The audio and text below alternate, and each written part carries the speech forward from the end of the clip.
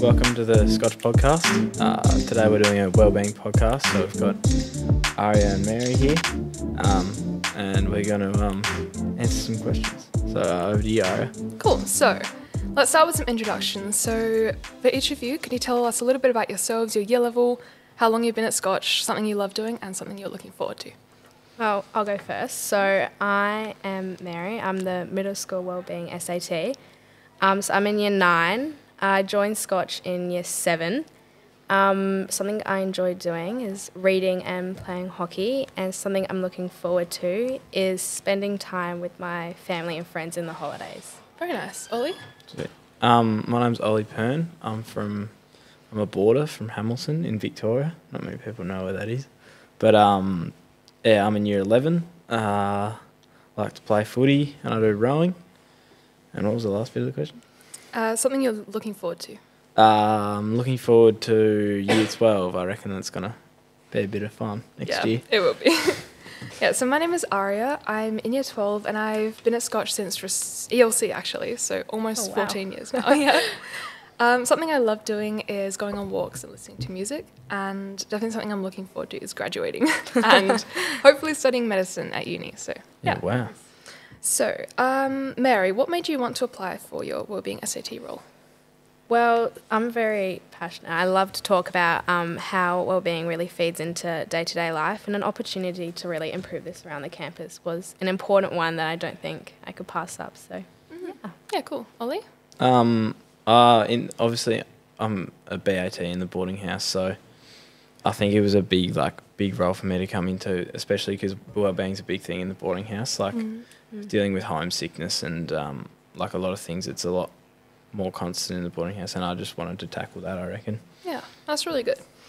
Well, for me, wellbeing is something that's really important to me, and it's something that I feel like I'm very passionate about and I've learned a lot about, and it's something that I felt like I could share with others. So I felt like I could give back to the school by helping support and encourage the students to look after wellbeing, because I feel like wellbeing is just such a fundamental aspect of being.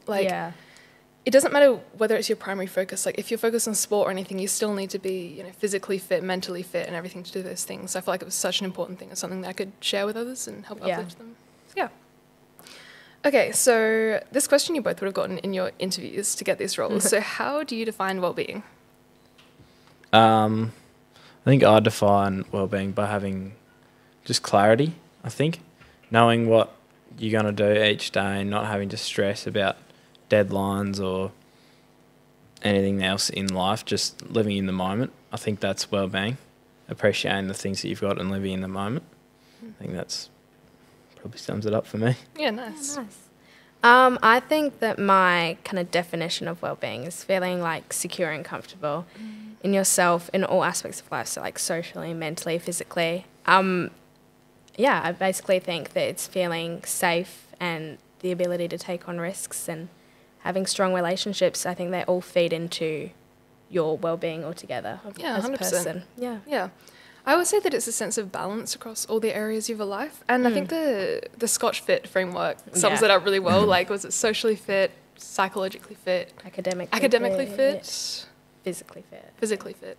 Yeah, that sums it up pretty well. Yeah. Okay. How do you personally include well-being in your everyday life? So, Mary, you want to start? Well, I do it a couple of ways. I love to read. So I try to read every day, which really helps me to take a step back, calm down a bit. But another thing I really love to do is I try to take my dog for a walk a lot whenever I have spare time. And it's obviously really good to just get out in nature, and helps me to clear my head a bit. So, yeah.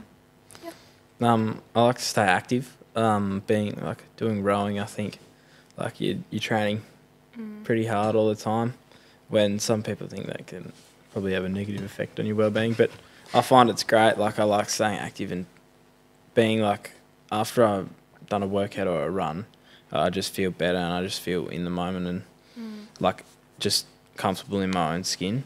Yeah. Like, it doesn't really matter. Like, when you're running, it doesn't matter, or rowing or in the gym, doesn't matter what everything else is going on around you. That's a really good point.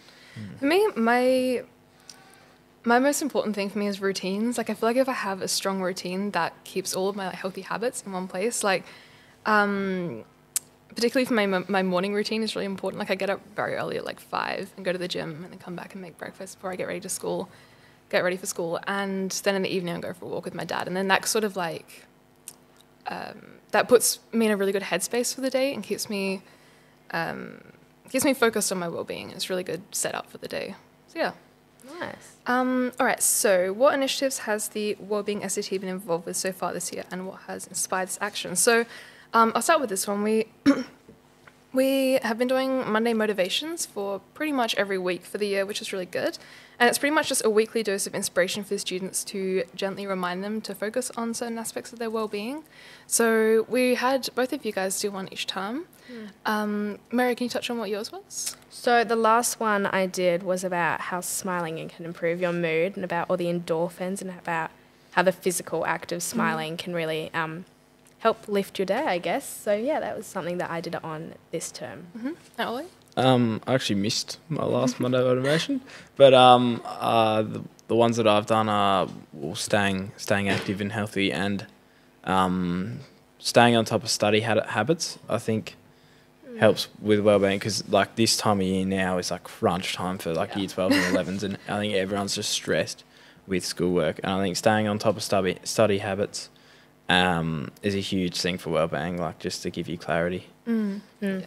And that was really inspired by last year's Wellbeing SAT, which was Rosie, so I can attribute that to her for coming up with the idea. Yeah. She did an amazing job at that. So yeah. We also had Water Week, which was basically a week where we focused on encouraging and reminding people to drink water. So we printed out a bunch of blue posters and stuck them everywhere in the school, and they had like catchy mottos on them to remind people to drink their water. Like one was like H2O is the go.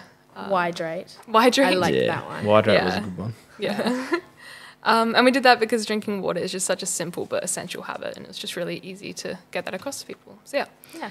And Mary, do you want to elaborate on the Are You OK Day bake sale, which was actually yesterday? Yes, so yesterday we had the Are You OK Day bake sale where we raised lots of funds towards the Are You OK Day charity, which focuses on suicide prevention among the community. And I feel like that's something that we were really passionate about, and so we got in contact with their foundation and we have donated all of our funds. We raised over $200, which is... Oh my God, did we? We did, which was such really a good achievement. And so that's all gone to them, and I think they sent us an email saying they were very thankful. So that was really nice. Yeah, well done, guys. We sold out of everything, so... We did. That was a huge success, yeah. All right, so about our involvement with the Prana Wellbeing Centre and the YMCA, this was a huge focus for me. When I did my interview to get into this role, I said I really wanted to make sure that the Scotch community was as involved with the Prana Centre as we could be, because we had this amazing facility, and well, I wanted to make sure it was used as much as it could be. So a part of that was we worked alongside Angie, who's the Wellbeing Centre studio manager there, and we organised some trial Pilates classes for the senior students, so the year 10s, 11s and 12s. They each had a lunchtime where they could come along and do a trial reformer Pilates class. And that would hopefully encourage people to take up the Pilates classes there and, you know, use the facilities that are on offer. And it was really good. We got some really good feedback from it, and people really enjoyed it. And we had over 36 people sign up, which was really, really good. Wow, so, that's so good. And then we also worked with the YMCA team to create a discount for the wellbeing class backs for the Scotch students. And this aimed to increase the accessibility of the programs to Scotch students and the community. So I think it was like a 20% discount, which to anyone listening, you can go up to the front desk and ask for it there. So yeah, really proud that we managed to do that. Yeah. Nice. Cool. Okay. Next question was, do you have any other plans for the rest of the year in the wellbeing area? I think we can agree that this is probably the last thing we're doing. Yeah, Yeah. it's coming to the end of the academic year. We've so done I a think- lot this year. There's been a lot going on. So Yeah, definitely. but it's been really good. I'm really proud of us for doing all that. So Yeah. good job. That's good. All right. The last question is, what is the best piece of wellbeing advice you've ever received? So Mary, do you want to start? Oh, the best piece of wellbeing advice that I've probably received is that when life gets a little bit like too complicated, I would say, kind of take a step back, like look at the bigger picture, and then take it step by step from there once you've really thought about it and thought about the outcomes. And I think that really helps to keep your life in order, and it helps you to not stress out as much. So yeah, I think that's the best wellbeing advice I've ever had. That's great. Yeah. Mine's probably just to do the little things. Like if you're in a stage where you're not doing too well mentally, I think just the little achievements can go a long way. Like just make your bed, clean your room, and then do your homework, and then brush your teeth and just everything in the morning. I reckon just having a routine and taking things step by step, I think is like the best advice I've ever had. Like, because it just makes you be productive, and if you hold yourself accountable, you end up getting the things that you're stressed about done, and you'll end up That's really good advice. Mine was sort of similar to that. And mine was just that no matter how busy life gets, please keep your healthy habits in place and make sure that your health stays a priority. Because without your health, you have very little. Like if you're sleep deprived, if you're not eating enough, you will not perform very well at school or in anything you want to do. So you're going to do much better in a stressful situation if at the very least you've eaten enough and had a good night's sleep. Yeah. So my advice to all the year 12s, especially as we have exams coming up, is that it is not worth sacrificing your health to get like a perfect score. So I strongly encourage like all of you to keep a good sleep schedule, keep exercising, and give yourself time to rest, because your body needs it a lot more than you think, and you're going to perform a lot better if you do those things. Yeah. Sweet. Yeah. That was all our questions and all our topics and everything. So thank you for listening. I hope you got something out of it. Also, mind Aria's outfit. It's, what is it? Dress? It's year 12 dress up day, so we're dressing up as our parents. So Yeah. I am my mother. Yeah. Righto. Cool. Thanks, guys. Thanks so much for listening. See you. Bye.